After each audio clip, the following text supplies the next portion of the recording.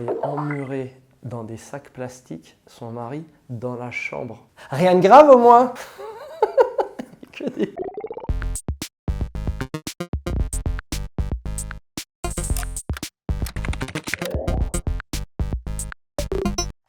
C'est con, c'est ce test Luc Léger qui à la fin a fait que le mec te considère et te prend dans l'équipe. Et là, quand il m'a pris dans son équipe, j'ai repensé à tous les moments voilà, où j'allais... Moi, j'ai commencé à courir à partir de 11 ans au parc de la Courneuve à Saint-Denis. Je me souviens de mon premier footing. Je courais avec les potes de mon frère qui avaient 9-10 ans de plus que moi et j'étais fracassé. Et je me dis, mais jamais j'arriverai à courir mieux qu'eux, plus vite qu'eux et d'être plus endurant qu'eux. Et c'est devenu mon objectif. En grandissant, 13-14 ans, je commençais à courir un peu mieux. Je commençais à les battre sur les côtes. Moi, mon truc, c'était de faire des accélérations au maximum sur les côtes du parc de la Courneuve. Pour ceux qui connaissent, tu as le fameux belvédère. C'est une montée où tu as 3 pistes où tu as des côtes de 100-150 mètres. C'est mon challenge à moi de faire des 10 côtes en 1 heure, enfin de courir 1 heure et de faire un minimum de 10 côtes. Et après, je passais à l'étape supérieure. J'allais au Sacré-Cœur et là où tu as les marches de Montmartre, et ben, au départ, je faisais une montée, 2 montées. Après, je courais avec des mecs, des Roumains, je me souviens, des athlètes roumains. Les mecs, ils faisaient 10 montées. Et donc, je faisais des 10 montées et ça commençait à devenir entre guillemets facile. Et donc après, je me chargeais. Je mettais des gilets lestés, je mettais des strength shoes. Et les mecs me voyaient courir avec tout cet attirail. Ils disaient, mais c'est qui ce mongol en fait? Mine de rien, ça a payé et c'est les petits détails de travail qui ont fait qu'à la fin, je me retrouve dans cette salle de dingue, quoi.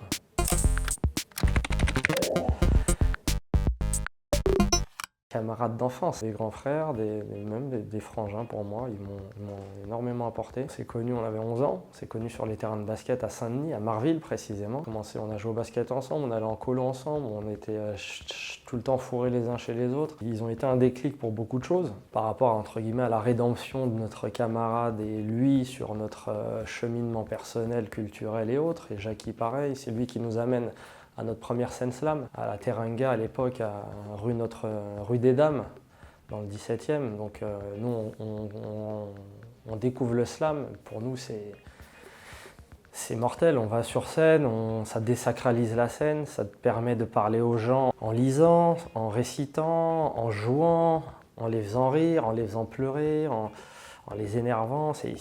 Et en fait, il y a plein d'émotions qui passent. Et nous, on se cherchait, depuis qu'on était petits, on se cherchait. On se cherchait parce qu'on avait commencé à monter une troupe de théâtre à l'époque. On avait 15 piges, 15-16 ans, on avait monté une troupe de théâtre. On écrivait ensemble, on jouait ensemble, et puis après par le biais du slam, et puis là ça a été l'explosion. Moi par le biais du slam, ça m'a appris à vaincre ma timidité, parce que moi j'ai jamais été un mec très olé, toujours à regarder ses chaussures, un peu timide, genre limite position fétale. Ça m'a permis de partir dans des sujets dans lesquels je voulais raconter des choses. Et puis après, j'ai bifurqué au stand-up parce que j'ai trouvé que c'était une forme d'expression qui me correspondait beaucoup plus.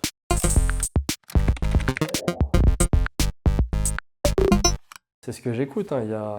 C'est tellement des références cheloues en matière musicale. Moi, ça va de la musique, la variété italienne, au Zouk Love, en passant par le rap hardcore ou moins hardcore, Biggie, Tupac à l'ancienne, ou des rappeurs un peu plus actifs, enfin entre guillemets actifs maintenant, mais ouais, j'ai pas vraiment de cohérence musicale. Pareil, c'est la forme d'expression, parce que dans chaque langue, il y a une philosophie. Donc voilà, quand tu es un peu down, bon, tu vas partir sur du right, quand tu es un peu love, tu vas partir en créole Zouk Love, Sonia Dersion, Célia Delver à l'ancienne. Ou si tu es un peu plus dans le fighting, ouais, tu pars sur du Biggie ou du Post Malone.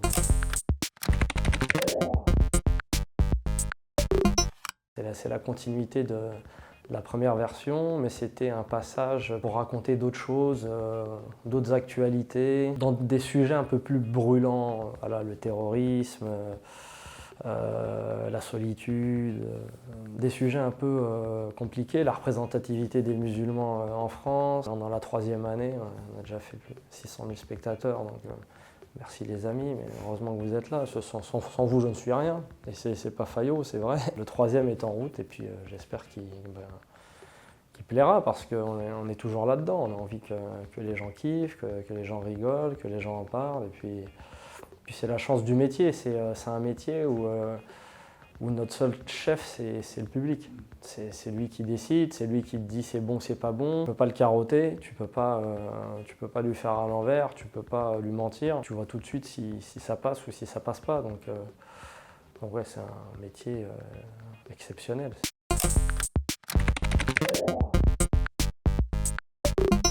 Là, tu as le grand Larry Bird de Magic Johnson. Et moi, j'ai toujours aimé cette dualité, cette rivalité de l'époque dans les années 80-90, même si ça ne nous rajeunit pas. C'était des personnalités spéciales, quoi. Et puis c'était des charrieurs sur le trash talking.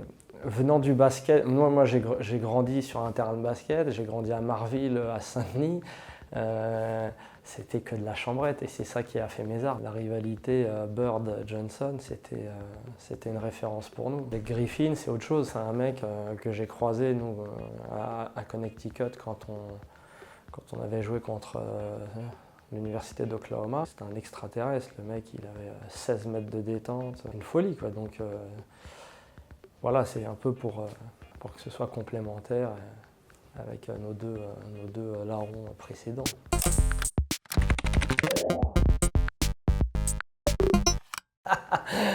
Alors là, ça c'est une des hontes sympathiques et bien marrantes. On va jouer à Syracuse. Et à l'époque, Syracuse, il y a toujours eu une grosse rivalité Connecticut-Syracuse. On débarque au Dôme. Syracuse, donc genre une salle mais immense, de chez immense. C'est 45 000, je crois, ou 50 000 places.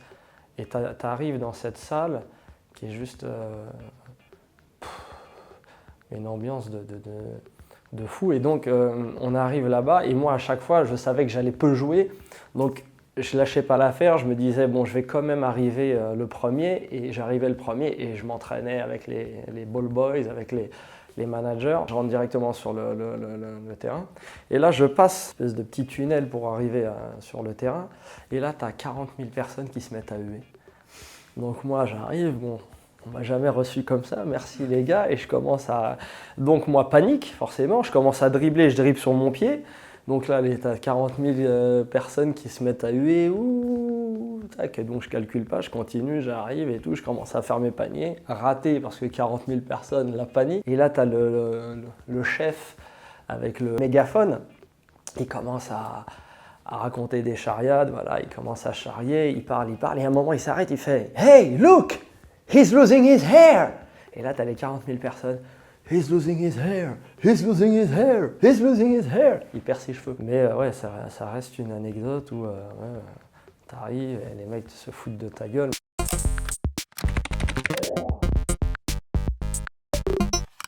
Ça, Chronique criminelle, ça c'est vraiment le plaisir coupable des mecs chelous. Je dois pas être seul à regarder Chronique criminelle le soir pour me détendre, parce qu'il n'y a rien de plus anxiogène que Chronique criminelle. Donc ouais, souvent je regarde, mais je crois que ça me rassure, parce que je vois tellement de gens dingos que je me dis, mais en fait, moi j'ai une super vie et je suis super équilibré et tout va bien, quoi. J'avais vu une meuf, elle avait tué son mari, elle avait emmuré dans des sacs plastiques son mari dans la chambre, au-dessus de la chambre de ses filles, dans le grenier, dans la chambre au-dessus de ses filles. Rien de grave au moins. Que des...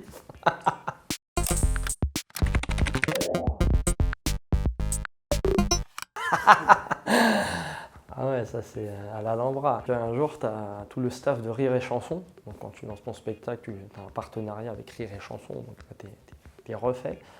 Et donc les mecs viennent le soir, les mecs de Rire et Chanson. Et moi j'avais l'habitude, j'arrivais derrière le rideau et tu sais, tu sens un peu la scène. Et tu sais direct si tu vas passer une bonne soirée. Tu sens le public comment il est. Et là je sens, ils sont chauds et tout, ça commence, ça rigole, ça limite, ça crie, ah, tac et tout. Et je me dis, oh là, ça va être génial, on va passer une super soirée. Et là je débarque sur scène et je sens, il y a des tensions et tout bizarre, il y a un truc qui va pas. Et là, tu as un mec qui commence à trop répondre aux questions. Tu sais, tu as une façon, tu travailles un peu la salle, les mecs te répondent selon une certaine ambiance. Et là, je sens que le mec, il est un peu plus dur, un peu plus punchy, un peu plus... Et je sens qu'il veut, il veut me niquer le bénéf, entre guillemets, il veut me casser la baraque. Et donc on finit le spectacle, et après les mecs de Rire et Chanson viennent me voir en coulisses. Ils me disent mais t'as pas vu en fait, il y avait une dizaine, une quinzaine de mecs juste avant le spectacle, ils étaient dans la salle en train de se bagarrer. Ils se mettaient des droites et tout. Et en fait, c'était l'équipe du gars et ces mecs s'amusaient à se taper dessus, genre une équipe de Mongols, quoi. Mais ça fait partie des aléas du direct.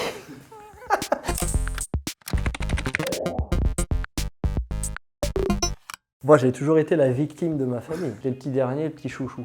Donc voilà, j'arrivais à avoir un peu d'argent de poche, tu vois, j'étais un petit peu malin, j'arrivais à avoir un peu d'oseille très tôt. Et j'étais celui voilà, dans la famille, mes frères, enfin mon frère et mes sœurs m'ont mis des carottes exceptionnelles. Ma sœur, une fois, elle me vendait, elle me racontait des histoires, elle me disait, écoute, maman va partir en stage pour redevenir maquilleuse et elle ne pourra pas te faire à manger, tu seras tout seul, donc il faut que tu me payes, mais genre j'avais 7-8 ans, tu vois, il faut que tu me donnes de l'argent pour que je te fasse à manger. Ou genre, il m'envoyait des fausses lettres d'huissier, parce qu'à l'époque, j'avais acheté des fiches animaux d'Alain Bougrain-Dubourg. Et tu sais, c'était la carotte à l'époque, c'était 5 francs les 100 fiches. Et après, tu étais dans un engrenage de 30 francs les 10 fiches. Donc, tu te mangeais une carotte. Et moi, j'avais la phobie des huissiers. Et donc, ma sœur utilisait ce délire des huissiers et elle me faisait des fausses lettres.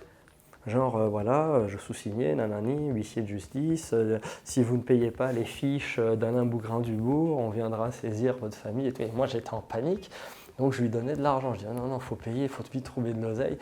Elle a fait aussi un autre journal, le journal des petits gogols, qu'elle me vendait 10 francs. Là, je charrie là-dessus, mais ils m'ont tellement aidé. Moi, si j'ai pu faire tout ça, c'est en partie grâce à mon frère et mes sœurs, et mes parents, bien sûr. Parce qu'il y a eu une vraie solidarité familiale à l'époque. Pour partir à Connecticut, il fallait que, pour faire ces études-là, tu payais les droits d'inscription universitaire français, 400 € à la place des droits américains, 40 000 $. Hyper intéressant, sauf qu'il fallait réunir la somme de 10 000 € sur ton compte pour pouvoir payer ton logement et ta bouffe. Et moi, jamais j'avais cette oseille. Donc tu vois, pendant un an, j'ai bossé, j'étais épicier à Argenteuil jusqu'à 2 h du matin, je donnais des cours d'anglais, d'italien à des particuliers, je faisais tous les tafs possibles et imaginables, mais il y a une putain de solidarité familiale autour de moi. Ma mère elle me propose de casser son plan épargne-retraite, elle était femme de ménage à la DAS de Stein au Clos Saint-Lazare. T'as mon frère qui m'aide, ma soeur qui m'aide, donc il y a eu un vrai truc familial autour de cette volonté de partir et d'essayer de changer son destin. Et moi, ça m'a bouleversé. Merci beaucoup. Je t'en prie. Thank you, monsieur David.